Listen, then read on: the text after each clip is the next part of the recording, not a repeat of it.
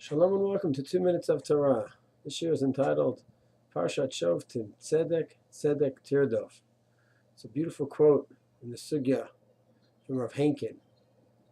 Shechim L'Dof Zedek, B'derech Shal Zedek. And that's why I mentioned Zedek, Zedek twice.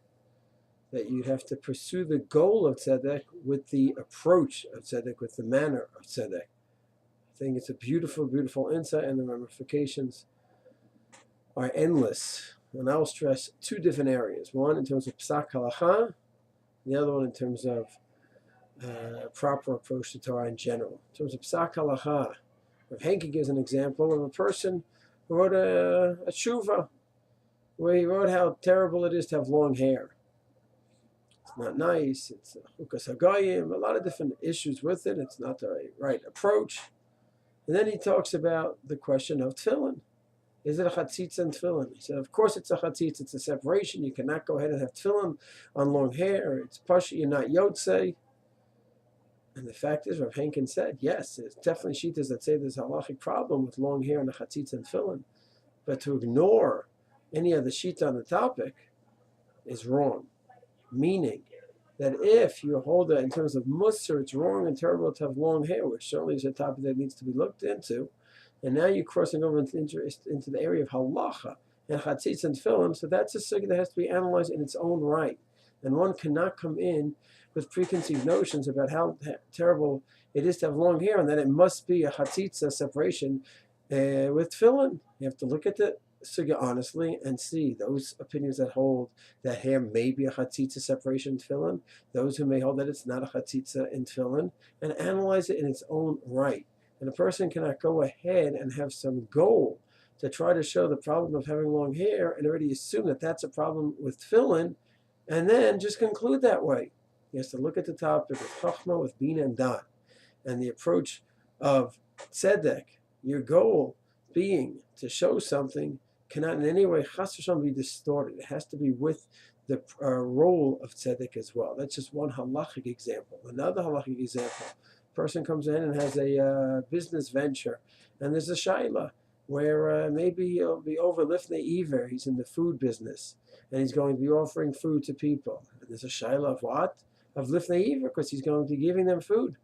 He's going ahead and showing menus, and he's a chef, and he's offering the tasting venue. And this is his parnasa. And if you say that he can't do it because of lifnei iver, because people may not make brachos, so then he's going to lose his business. So a person can't say, well, listen, I really want him to have his parnasa, and whatever, somehow it should be all right. That's not the approach. A person has to see halachically, is there a way to show that it may not be lifnei iver? Then that's fine. But it has to be the halachic approach of tzedek. That's what we mean by tzedek here, is approaching it properly for the goal of tzedek. It's very important to try to help a Jew keep his parnasa. But you can't go ahead and wiggle around halacha.